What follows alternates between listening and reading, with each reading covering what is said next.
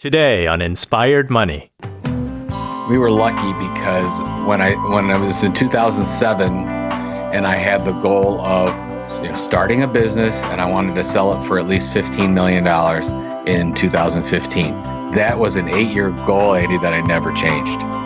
It's just I surpassed it and we couldn't do it in 2015 because we wouldn't have gotten the valuation of 15. I had to wait till 2016 to get the proper valuation. This is episode 118 with author, podcaster, marketing speaker, and entrepreneur Joe Pulizzi.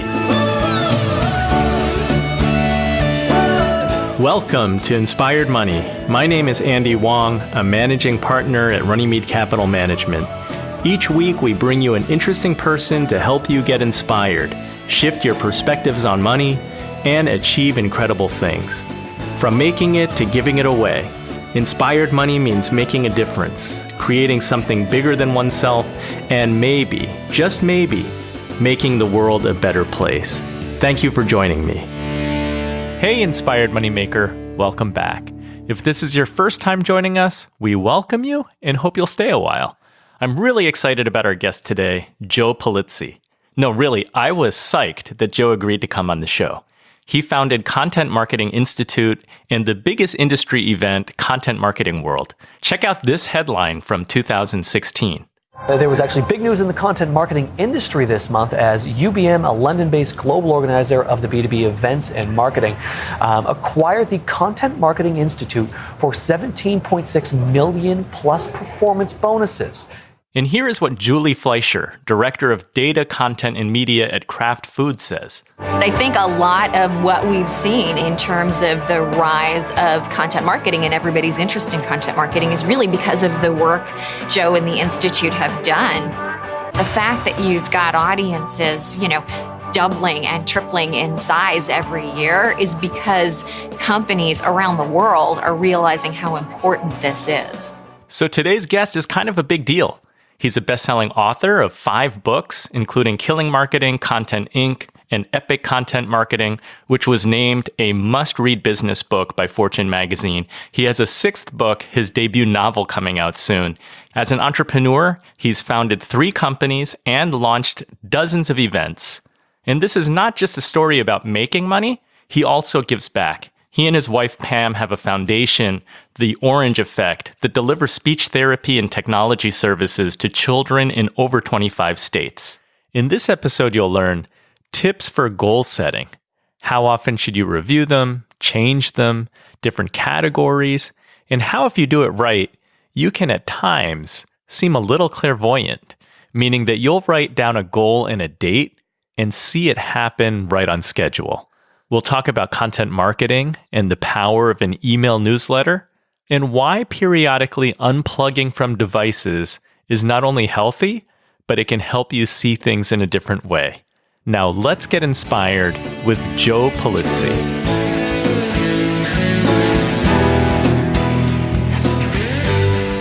Joe, welcome to Inspired Money. I'm so excited to have you on the show.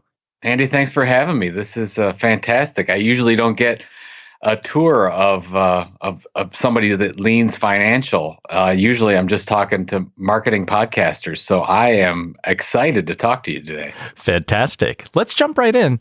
What's your earliest childhood memory of money? Earliest childhood that I wanted more of it, I think was was what I was thinking. My earliest childhood, it's probably not a positive memory, but my grandfather owned a funeral home. So, and I was, let's say 5, 6 years old. And I remember that he took an ad out in the local newspaper. And for some reason, I wanted to collect all the ads that I could from the newspaper that they did the advertisement in for their funeral home. And I went down the street and I stole all the newspapers from all my neighbors, and I cut out all the ads and took them. And my parents found out about it, of course, because I had, literally 30 ads of my grandfather's funeral home in front of me. And my mom was like, "What did you do?" And then she went through the whole process of telling me that, first of all, you can't steal. Somebody else paid for that. And what I had to do then was go back to every house, apologize, give them what's left of the paper. And I learned at that point that each of those people spent money to get the newspaper to their house. And because they spent money and I took that, I was actually stealing money from them in a way. And I'll never forget the lesson that I learned going to each of the houses and apologizing. And it was totally humiliating. And I never did it again, obviously. But when you brought the question up, that went right to the front of my mind about, that somebody actually spent money on that. And that's not going to be good if I just take it from them. That's so funny. You had a pure intention, though. You were just a proud grandson. I thought it was cool. I really did. I'm like, oh, this is fantastic. And I should put all these on a board. And yes. And I love my grandfather. And I ended up actually working there at the funeral home for didn't steal anything. Worked there for quite a few years, all during my college years as well. Worked there. My uncle took it over and just loved that entire experience. But and actually my grandfather was very influential. He when it came to finances, because at that time the funeral industry was doing very well and he was doing very well. So, he rode around in his Cadillac and I rode around in the limousine because they had a limousine service as well. So I learned a lot about him telling me about how I needed to handle money at a very young age. Yes, I think funeral business is a good one. Usually there is a pretty good source of prospects that are coming in on a regular basis. It used to be. I mean, when I worked in the business, it depends on what kind of funeral home you have. My grandfather, my uncle serviced mostly Catholics who believed in embalming, and today that has really gone down. I would say probably 75% cremations, 25% embalming, and most of the money a funeral home makes is on embalming services. Could range from, let's say, $6,000 to $9,000 for all the services that a funeral home would offer. Cremation is more like $1,000 to $1,200, and that's a trend that's not going to go away. Most people are now into cremation, so it is a much harder business than it used to be. And you sort of have to change your business model these days. Joe, you and your wife are well known because you built Content Marketing Institute together, and it was acquired by UBM for $17.6 million. From working a well-paying executive job at Penton Media to bootstrapping your company to selling it, how has the meaning of money changed for you? I always wanted us to have enough that we could do and have all the experiences we wanted to do, especially for our kids. I've got 2 teenage boys now and wanted to make sure provided for them. There was nothing wrong with the executive job that I had at Penton. I was making 6 figures, good commission. Things were going very well. Right off the bat, I mean, from my earliest time, I've been reading financial books forever. So even in my mid-20s, had a Roth IRA. When the kids were born, created the 529. We went that whole direction. But I knew enough, and you probably had enough entrepreneurs on here to know that if you really want to build wealth, it's very hard to do that in a corporate environment. It's not impossible by any means, but especially if you want to build wealth quickly, unless you're day trading and you're really, really good at it, which most people aren't, you need to build a business. And my wife and I, when we decided to start the business in 2007, we had this discussion and we knew it would take time. We believed it would take 8 years from start to exit, if you will, to make the kind of money that you talked about when we sold the business. It actually took 9 years. But I think the difference for us in thinking about how we approach this, and that's what a lot of entrepreneurs don't, and maybe that's the benefit that we had going in, was in 2007, we set the exit strategy right away, which seems almost silly in 2007 when that was the bologna and ramen noodle years where we were really trying to build the business, but we knew we had to sacrifice some of the things we really wanted to do from 2007 to 2010, 2011 in order to have a successful exit in 2015, 2016. So really from a monetary standpoint, We saved. We went to one car. We cut down every expense we possibly could because we said we had to do those things in order to get that final outcome and sell the business in 2016. Wow, that's incredible. Your timing was pretty spot on, and it sounds like a lot of careful planning even early on. But I also know that there are a lot of things that are out of your control because during that period, you also had to pivot the business because you did have tough times too.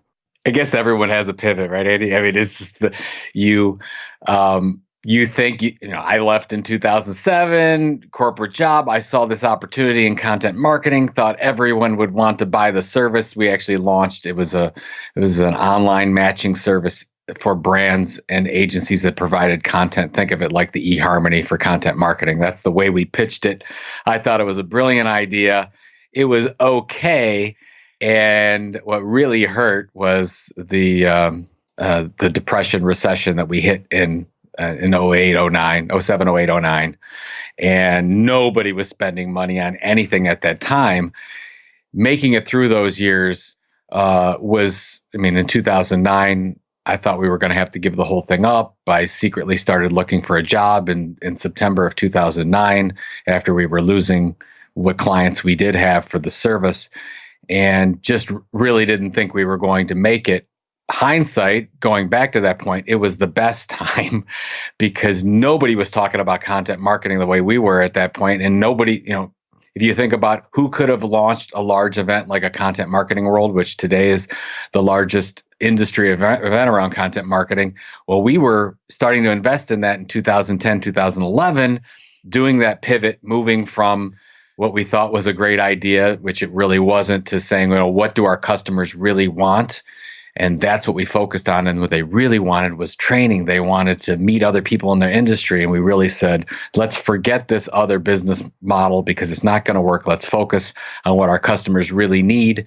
Content Marketing World was born, and all these other companies were battening down the hatches, and they didn't spend any money on content marketing. And when the economy came back and people started to spend, and people are typing in content marketing into Google, we were showing up everywhere. And in 2010, when Content Marketing Institute was formally launched, which was sort of the finality of the pivot, 2009, gave up with the other model, held on as long as we could. May of 2010, launched Content Marketing Institute. And right away, it was successful. Thank goodness. It all worked out.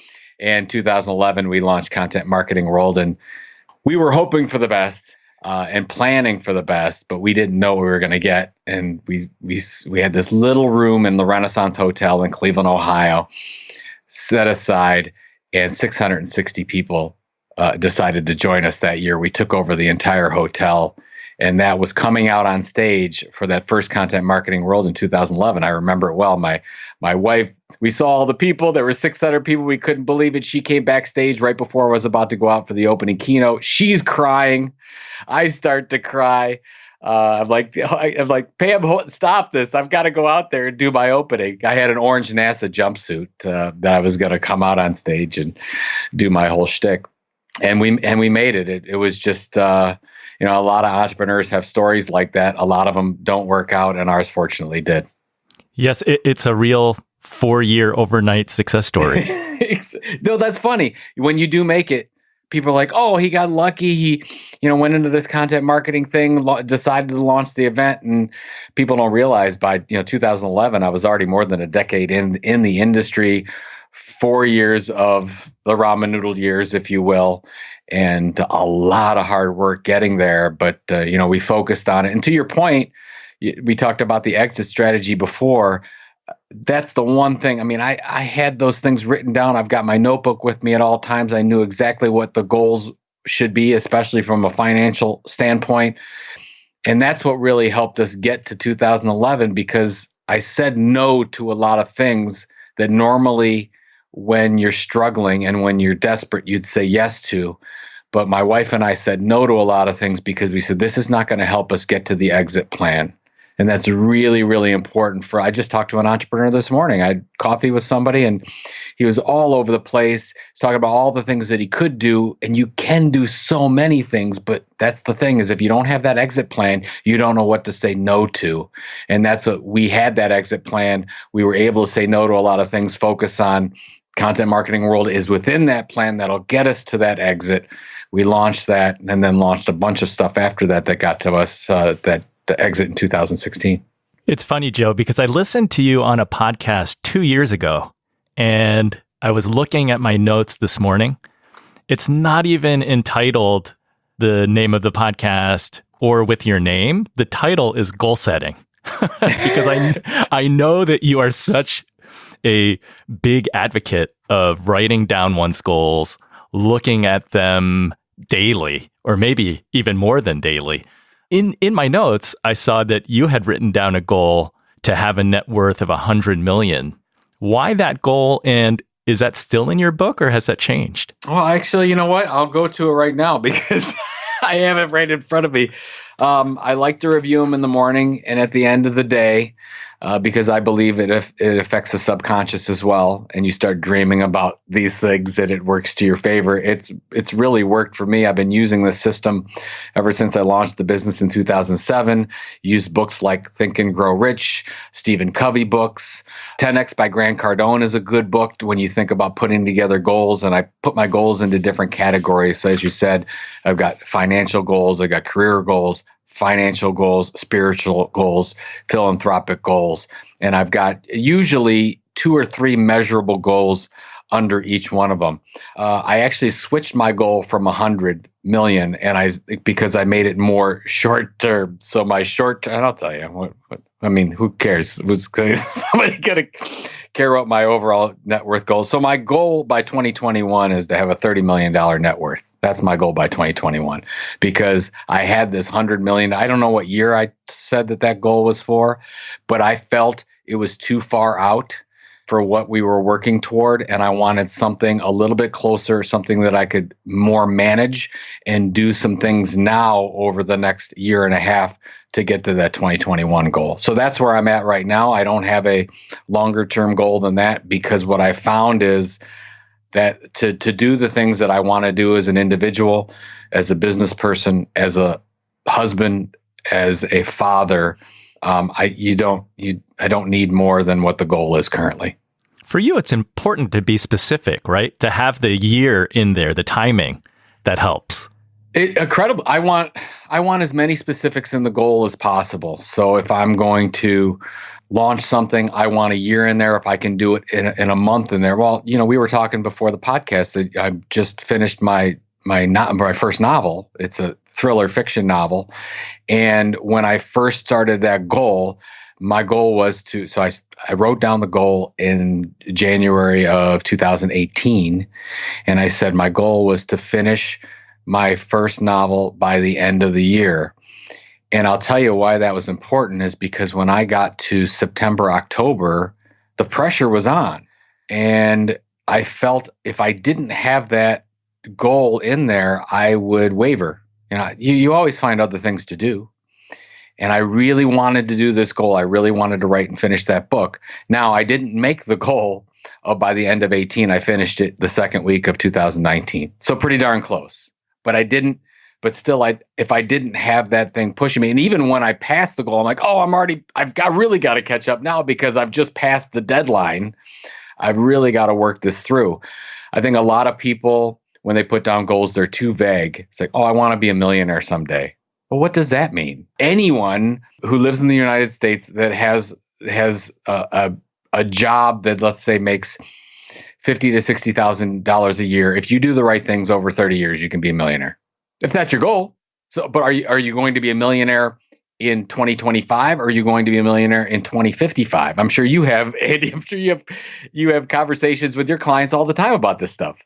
It's you really have to be specific because then that affects the choices that you make going up to that. So if you don't have dates, if you don't have numbers, like when we were launching Content Marketing Institute, I said, well, we can't launch Content Marketing World and announce that until we get to 10,000 opt-in email subscribers. Well, Why is that? Because I know from the research that in a business-to-business environment, you need about 10,000 email subscribers to launch a new product of some kind or monetize an e-newsletter. So I set that 10,000 very specifically, knowing that. And then you work toward that, you focus on that, almost tunnel vision toward that goal. And then that allows you to open up another goal, another opportunity once you hit that one. With your goals, are you just stating the goal in a date, or are you including sort of tactical things on how to achieve it? So that's a separate document. So I got multiple things going on. So the way that I have it, I carry around a notebook wherever I go. So I'll open it up, and my first sheet is career wealth goals. So right now, one of my goals, because I just started a new e-newsletter, I want to get 10,000 subscriptions for the e-newsletter by the end of the year. I've got a lot of work to get to that. I've got some ideas to get to it, but the ideas for that and the execution is in a separate book, because I want the big goals and the things that I'm thinking about in a separate, basically, if you wanted to call it a marketing or an execution plan strategy, I've got those all over. I've got those in Google spreadsheets, Google documents, other reports, things like that. But I go to the goals first. I've got to review the goals. Is that still the right goal? As I review it in the morning, is it still the right goal? Does it still make sense at the end of the day? And then what am I going to do today or tomorrow to make sure that I start to make progress toward that goal? So those are two separate documents altogether. In your life of doing this, how often do you change those big goals? The big goals, I probably say every 3 months, some big goal is changed. Now we were lucky because when I was in 2007 and I had the goal of starting a business and I wanted to sell it for at least $15 million in 2015. That was an 8-year goal, Andy, that I never changed. It's just I surpassed it, and we couldn't do it in 2015 because we wouldn't have gotten the valuation of 15. I had to wait till 2016 to get the proper valuation. So that was one that was never changed. When I look at some of my health goals, for example, I put on a little bit of weight at one point, and then I have a fitness goal of staying in size 34 pants. Well, once I got to size 34 pants and I started losing a little bit more weight, I saw that 32 was in sight, and that's what I'm in right now. So now my goal has changed to staying in 32 pants. So if those are just small things, right? But it means a lot, because so now that I'm reading that and I'm seeing that every day, if these 32s get a little bit tight like they are right now, I've got to watch myself and say, okay, what am I doing? Am I eating differently? Am I not working out as much? Am I not running as much as I was? So those are the types of things that I evaluate on a regular basis, and keeping them top of mind in the morning and before I go to bed is what I think a lot of people that struggle with their goals don't do. They'll have a goal. People that they have their goals and they stuff them in a drawer. Well, they're not doing any good in a drawer. You got to get them out there. Those are living goals.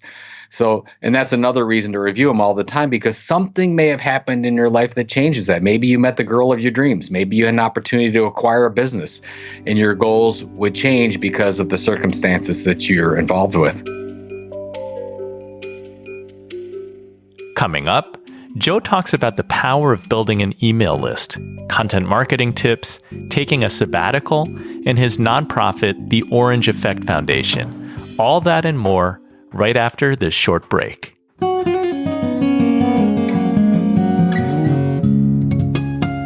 The show notes for this episode can be found at inspiredmoney.fm/118.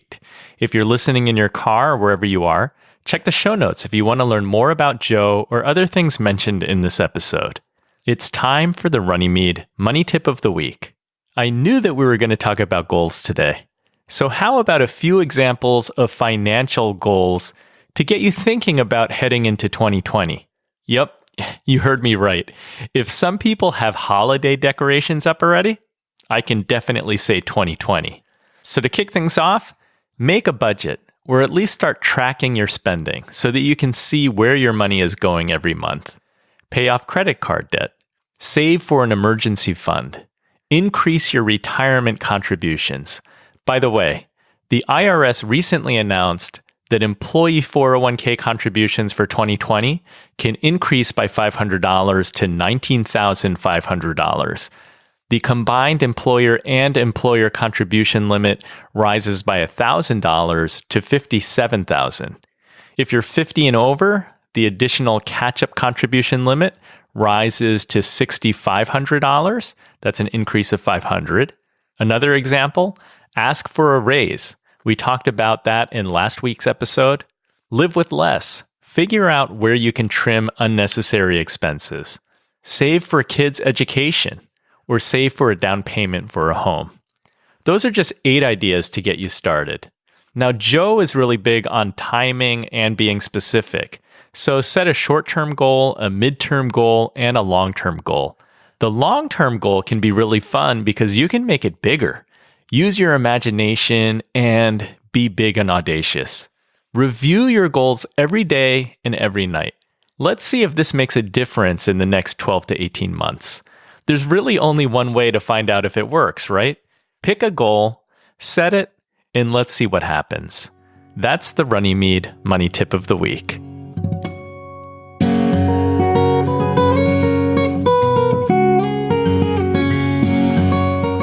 Inspired Money is brought to you by Runnymede Capital Management. We help you to plan, invest, and worry less. If you have a question or want to talk about this podcast, let's chat. Go to inspiredmoney.fm/15, that's 15, to set up a call. I'd love to hear from you. You're listening to Inspired Money. I'm Andy Wong.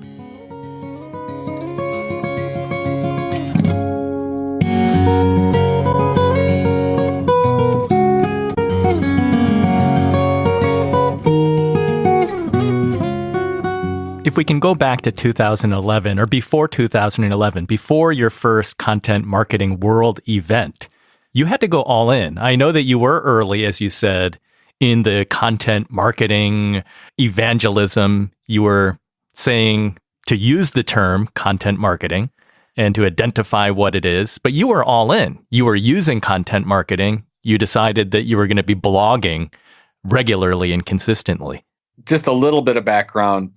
The content marketing industry is a very old industry. It's hundreds of years old. And it probably started around, let's say, 1960, 1970, 1980. People called it custom publishing. Some people called it custom media. Some people called it branded content. People were using it. People were talking about it, but there was no one representative name for what we were doing. That's where I thought the opportunity was in bringing the industry together. I felt that if somebody didn't come out and say, look, let's stop calling it all different names, we better start calling it the same thing, get on the same page so we can learn from each other and we can grow this discipline. And we can actually help create jobs like chief content officer and content marketing director that are now out there that weren't out there 10 years ago. Went in, and I remember my first blog post. This was April 2nd of 2007. So basically, when I say started the business, it was a blog because there was no product when we started. Didn't have any revenue till the end of the year, maybe doing some speaking and consulting. But the first blog was, what is content marketing? It was why content marketing. That was the only blog post that I mentioned making the decision of saying, a lot of people are calling it all different things. I'm going to call it content marketing. And from that point forward, I never changed the strategy of, some people call it custom publishing and some people call it custom media. I just said, it's called content marketing. So everything I did was, 7 steps to better content marketing for the financial sector, what you need to know. Those are the types of blog posts that I would do. And some people would say, well, what's this content marketing thing? Nobody knew because nobody was calling it that. And we pushed it so much and did everything and created lists, top content marketing professionals, on and on. And I went totally all in with believing that this was going to be a thing and that companies needed to tell better stories and needed to create direct audiences if they were going to be an innovative and successful company. Then some influencers started to call it content marketing as well. And by 2010, it was the de facto term. And now here we are in almost 2020. And everyone knows what content marketing is that's in the marketing industry. There's all sorts of titles, still one of the fastest growing areas of internet marketing. But going all in and focusing on that as a thing and knowing what our mission was and what our content tilt was, it made all the difference in the world. Instead of focusing on we could have gone after so many different audiences, but we really focused on the people that were doing content marketing or custom publishing at that time. And then how do we help educate those people? And then once we get those people on our team, then we can go out and get more and more different kinds of marketers and really grow the industry. Your goal at that time was really to create valuable content so that you could grow your audience and email list, correct? Absolutely. I wish I'd have done it sooner. We really didn't focus on a great email newsletter until about 2008. That's the one regret I had because I just wasn't smart enough at the time to know. And still today, it's the same thing. Focus on a wonderful email because that's your database. That's something that you have some kind of control over, where you don't have control over your Facebook followers or fans or any other YouTube subscribers, if you will. Those things can be taken away at any moment. We said, okay, we want to build an asset. We actually want to build a direct audience. How do we go about doing that? So we started a blog in 2007. It's called The Content Marketing Revolution. It was all how-to, 3 times a week. Then it went to 5 times. Then it went to 7 times every day. Today, it's still 7 times, where we would send out some how-to piece of information targeting our core audience. It had to be super helpful, never sold in the content itself. And so we started that in 2007. The newsletter started in 2008.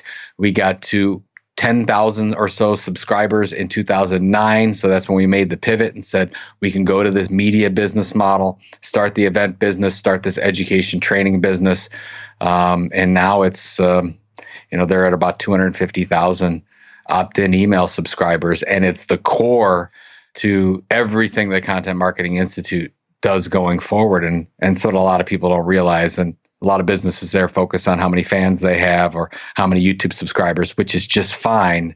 The problem is that those are not your subscribers. They're YouTube subscribers or they're Facebook subscribers, so Facebook's fans, and they're giving us access to them at the present time, and they can take away that access at any moment. We were smart enough to know that was happening in 2007, 2008, 2009, and really focus on the email newsletter.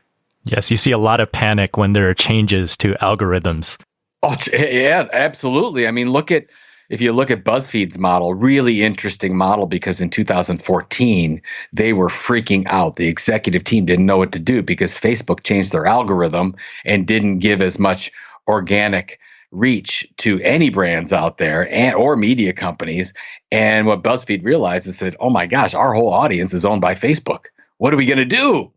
So that's when they said, that was the first year, they said, we are going to start growing our email, creating an email marketing strategy, and our goal is to get 1 million email subscribers in 2014, which they did that. And today, if you look at BuzzFeed's business model, it's amazing because they're still really good on social, which is great. But if social shut down, they would be just fine because they have millions and millions of opt-in email subscribers. I think they have, I don't know how many, maybe it's 20 or so email newsletters right now, growing. And if you look at New York Times, same thing. New York Times has over 100 email newsletters, most of them with over a 40% open rate. And that's why I would invest in New York Times as a stock today, because of the fact that that business model is sound, because it's not based on other companies that really have control over the audience. That makes a lot of sense. Joe, small business owners wear a lot of hats. Oftentimes, it's tough convincing a business owner to even commit the time to creating blog content. In your view, what's the relationship between the blog and an e-newsletter? Because it does take some strategy and thinking as far as what content's on the blog and then what do you put into a newsletter? Well, it's a great question. I'll break it down a little bit for you. The first thing is, it doesn't have to be a blog. I really believe if you're a small business, you need to focus on one thing and do one thing really well. So for us, it was the blog. It could be for you like a podcast. It could be a video series. It could be it could be a book series. It could be an event. It could be a magazine. So you really figure out, okay, who's my audience, first of all, number one. Who is that audience that's really going to make a difference for reaching whatever our goals are? And then you say, well, what are we talking about that matters? And we call this the content tilt. What's that area of differentiation that you can talk to differently than anyone else out there? You probably see it all the time. We talked about, if you look at financial advisors, if you look at HVAC contractors, if you look at any companies out there, most of the content they create is exactly like the other. It's like, oh, I get a newsletter from this company and this company. They do the same thing. They talk about the same things. There's no differentiation. There's no value. I'm not going to sign up for any of that because it's all spam to me. So what you have to figure out is, to that audience, what keeps that audience up at night? What keeps him up at night? What keeps her up at night? What are the pain points that they're going through? And how can you solve their problems, not through your product or service, but through the information you send to them? That's what we really want to focus on. Then once you figure out that's what you're going to talk about, you're like, well, how can you best communicate that to them? And that's where you might look internally. Maybe you have somebody that's really like yourself. Maybe there's somebody in the company that's really good at doing interviews. So maybe you're going to do a podcast, or maybe it's going to be a video interview, or maybe you have somebody that's really good at writing. It's like, so I really love to write. So a blog made the most sense for me as well. We had some search engine goals, so that makes sense from a blogging standpoint. And so then you make sure that you do that consistently over time. So if you're going to do a podcast, like you say, I'm going to do a podcast every week or every other week, or we're going to do 2 blog posts every week. It's going to be Monday and Friday, and we're going to send that out at 7 a.m. Eastern time. And we're going to do that forever until we get feedback that tells us we should change. Before we even get to the e-newsletter, we have to realize that it takes 9 to 12 months minimum just to get traction to do any of that. So going back to your question about how about the business owner and how do they commit to that? This is you have to sell this as a long-term asset building initiative it's not going to bring people in the door immediately. If you need to bring people in the door immediately, then go advertise. Go interrupt them. Go say, hey, look at me. I've got a discount on something or other.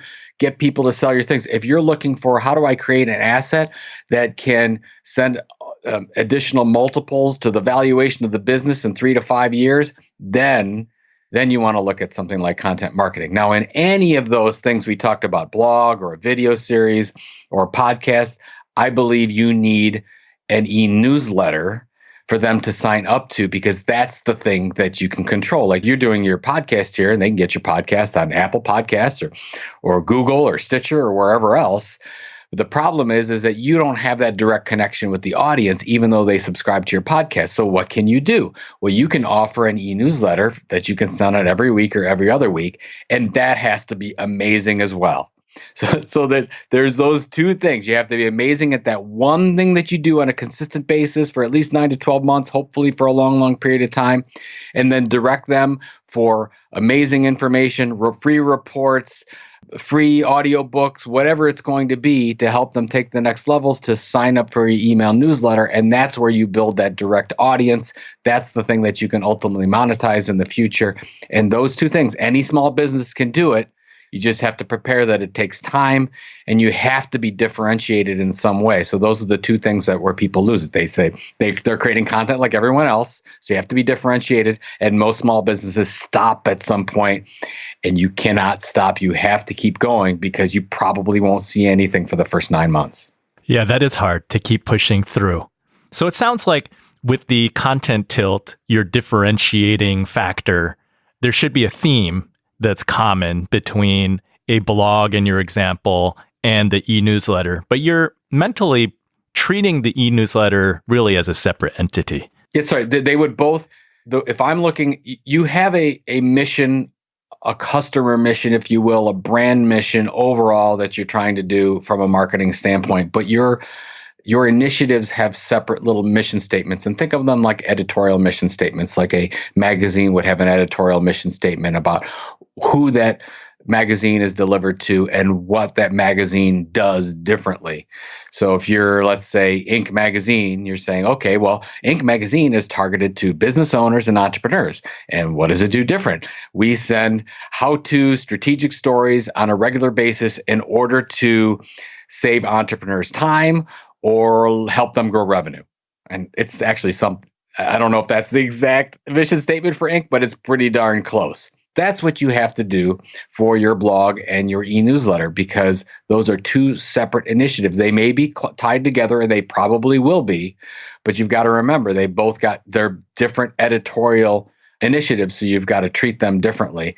And these are things that you want to write down, and every time that you get together with your marketing team, even if it's 2 people strong, you've got to go in and say, okay, here's the mission of the blog. That blog post that we're going to write tomorrow or next week or the week after that, does that follow the mission? Because if it doesn't, you've got a problem. And that's why it's a great litmus test for everything you do. And the same thing for e-newsletter. If you send out an email newsletter and the whole first part of your email newsletter is how great this event you did was, it's probably not following this awesome mission statement that you have. Because, by the way, that's what most email newsletters are.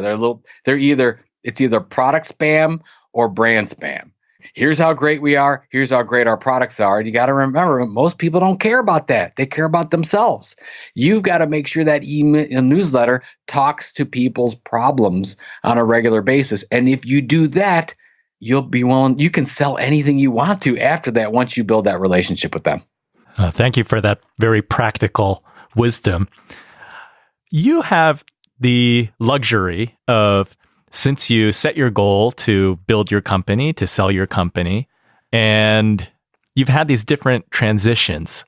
I know that you took a sabbatical after selling the company, and I want to ask you about what was that experience like and what did you learn? I loved it so much. I wrote a post about it when I think this was in January 2019. So if anybody's interested, just write like Joe Pulizzi sabbatical and you'll be able to find it. But I would recommend a sabbatical for anyone. Now, some people can't afford to take a year off. I totally get it. But you could take a sabbatical even for a weekend. Because I know people that I'm really close friends with that work all the time, and they check their email on Fridays and Saturdays and Sundays and take work calls. And maybe that's necessary, maybe it's not. But sometimes you have to unplug.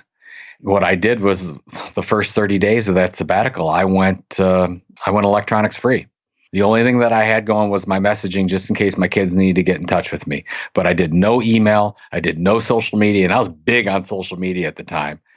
I let everyone know I'm going to be offline. First 30 days, I got to tell you, Andy, the first week I was a little itchy because you get yourself out of your groove. But you really start to see life in a different way when you disconnect from the devices that we're tied to, and in some cases addicted to, and we can look around at the world with new eyes and look at all the experiences and the opportunities in front of us. And I'm hoping, I mean, I guess you'll have to ask my wife and my kids. I'm hoping it changed me. It definitely made me more present. And that's what I'm trying to be. Whenever we go somewhere, I'm with somewhere at the family, I'm at the dinner table with my kids. All I want to do is be present with them. So maybe before I was thinking about the deal that had to come through or how many people were going to go to this event. And in a lot of cases, I wasn't following a lot of my own suggestion. So now I can, that sabbatical helped reset me. I really do feel like I hit the reset button where I could really enjoy what's in front of me and enjoy my family. And then it helps me go back to my goals in my goal book and say, this is what's really important. So if anyone has the opportunity to do it, and everyone does, if you have a day or a weekend, go ahead and do that and unplug for a while, reset, focus on what's important in your life, and it truly makes a difference. But in that article, if people have time to go through it, I really go through, here's what to do, here's not what to do, here's what I learned. And I don't know if I have to do it again, because I feel like every week I'm taking little sabbaticals. I work about 2 days a week outside of my writing, where I write every morning. get up in the morning, make lunch, for the kids and sit with them when I have my coffee, sit with my son when he eats his cereal for breakfast. It's the little things and those things I never did while I was running the business, and I have the opportunity to do now, and I'm all in.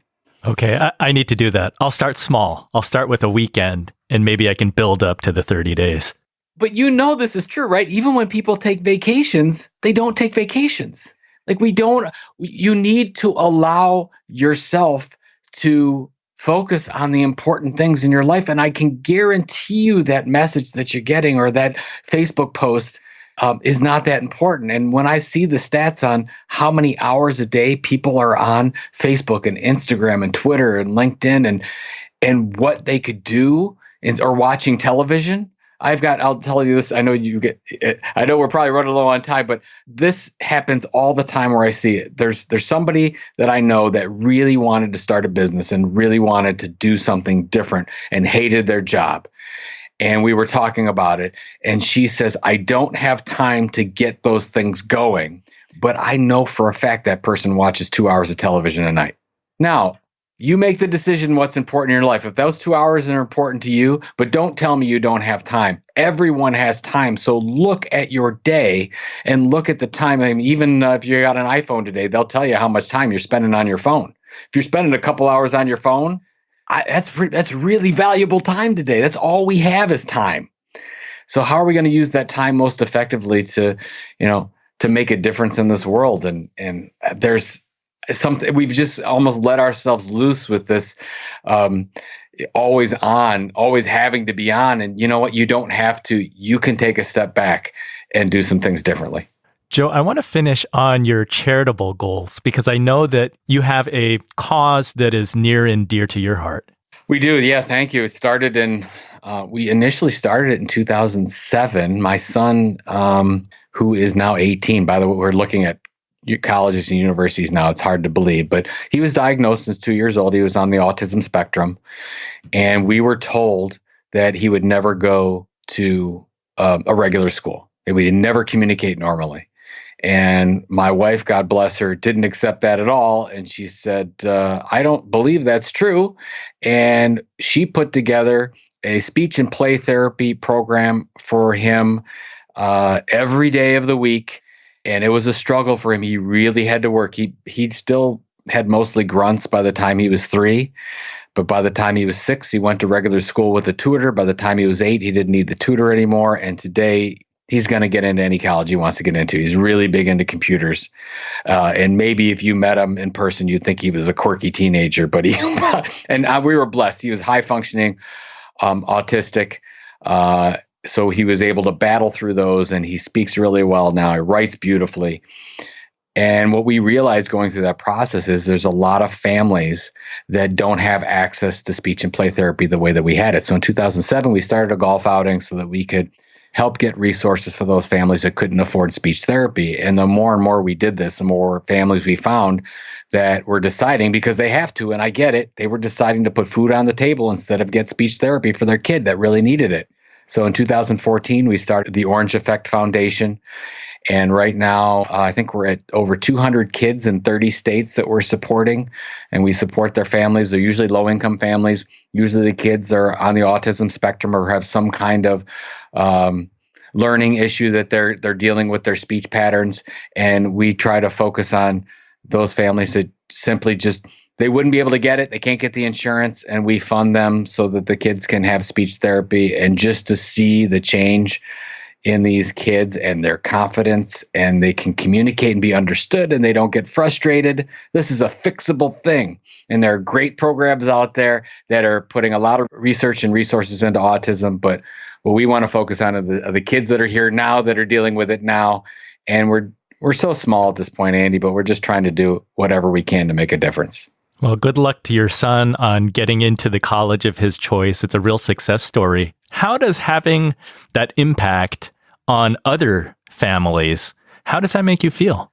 Well, I usually feel like we're not doing enough, which I don't want it to sound negative in any way, but there's just so many families that need the support. So we're really trying to fundraise as much as possible.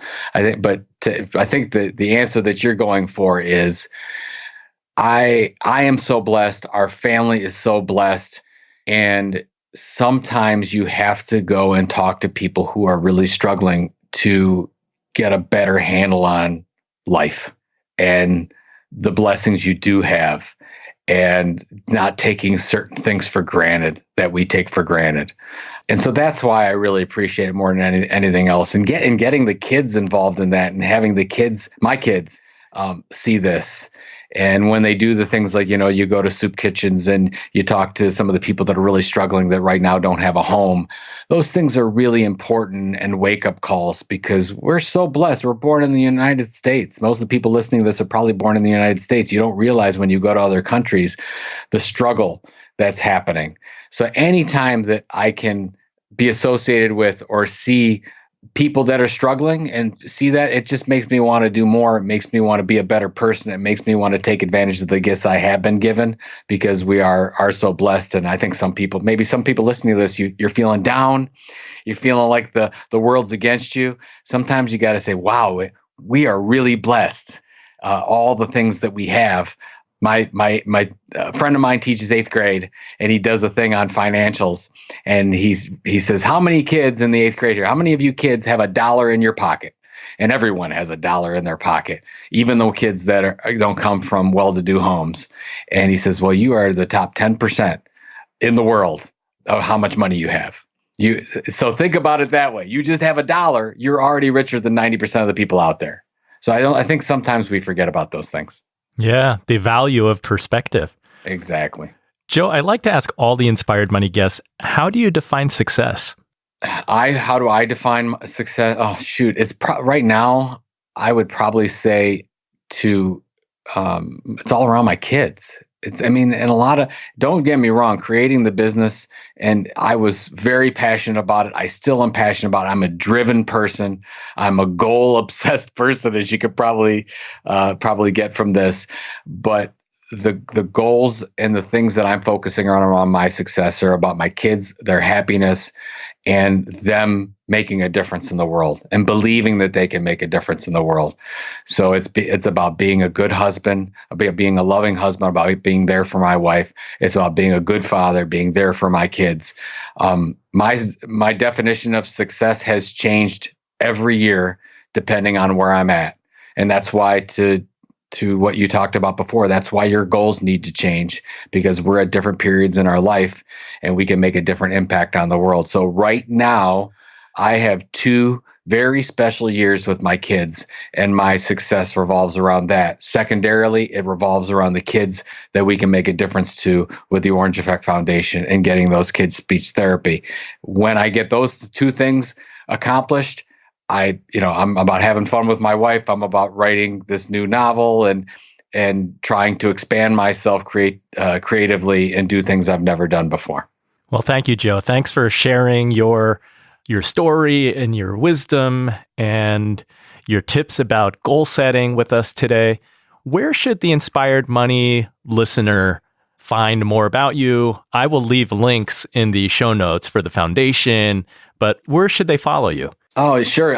Everything about me is at joepulizzi.com, Pulizzi. All my books, my speaking, everything. My new book is called The Will to Die. You can find that on the books page at joepulizzi.com, or thewilltodie.com will get you there. In December, I'm actually giving it away for free. So if anyone likes to listen to podcasts, which I'm sure you do since you're listening to this, you can get a hold of my book for free, and just go to joepulizzi.com and you can subscribe and get it for free. Fantastic. Thank you so much, Joe. Thanks for your time. It was a great talk. I appreciate it. So what was your favorite Inspired Money moment? We covered so much today, I'm having a hard time just picking one. I was really inspired by Joe's goal setting and the fact that he achieved his goal as specific as selling his company in 8 years for $15 million. In fact, he actually exceeded his goal. And did you catch what he said about clearly setting an exit strategy at the start? That empowered him and his wife to say no to a lot of things because it kept them on track to their longer-term vision. That's gold. I liked the idea for a device-free sabbatical. I'm going to try that for a weekend very soon. And then my biggest takeaway today is not only to set specific goals and to review them daily, but with that process, set your priorities. Go write down your goals for these 6 categories. Number 1, business and wealth. Those are basically financial goals. 2, family. 3, spiritual. 4, mental. I know that Joe likes to read books every day outside of his core area. 5, philanthropic. And 6, health and fitness.